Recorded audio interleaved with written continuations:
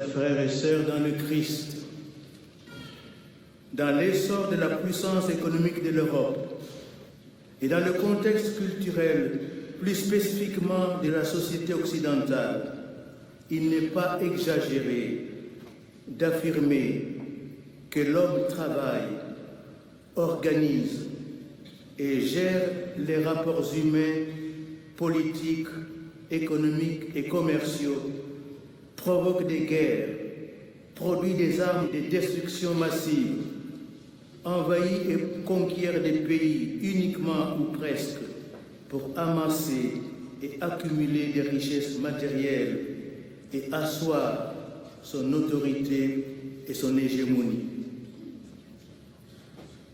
Avec la belle et noble raison d'installer de force et partout la démocratie et d'apporter la paix et la liberté, l'Europe et les États-Unis ont créé le chaos dans beaucoup de pays, surtout au Moyen-Orient et en Afrique.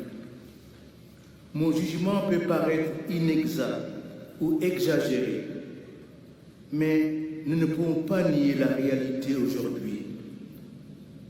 Regardez l'Irak, la Libye, la Syrie, l'Afghanistan.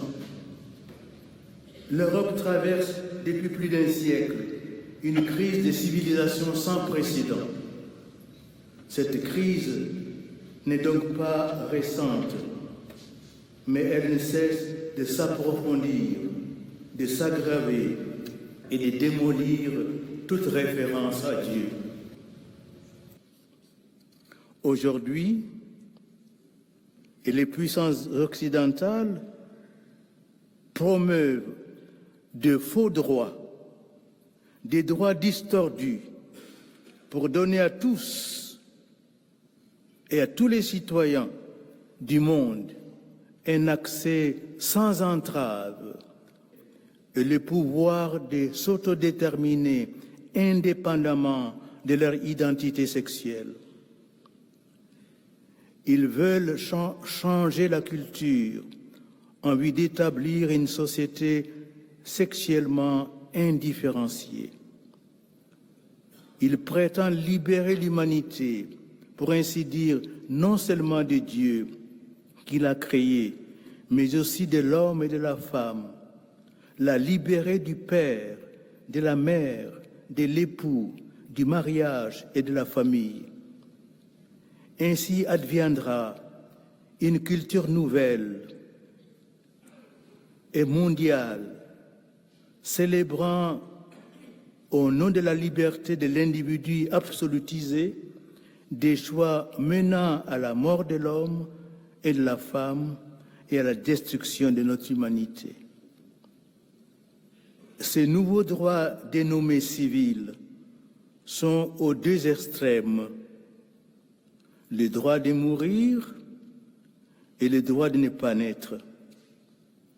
Entre les deux se placent les droits à l'avortement, le droit aux manipulations génétiques, le droit à l'enfant réduit à n'être qu'une chose ou un objet.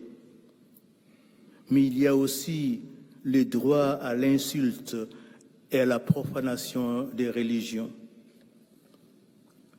En regardant et en analysant notre monde et sa volonté d'émancipation et d'autonomie par rapport à Dieu, nous constatons bien qu'au nom d'une perversion de la liberté, désormais déboussolée, nous sommes confrontés à une tentative sans précédent dans l'histoire de l'humanité, celle de détruire l'humanité elle-même, de détruire la capacité que l'homme a naturellement, la capacité d'aimer, et de priver ainsi l'humanité d'une source irremplaçable de lumière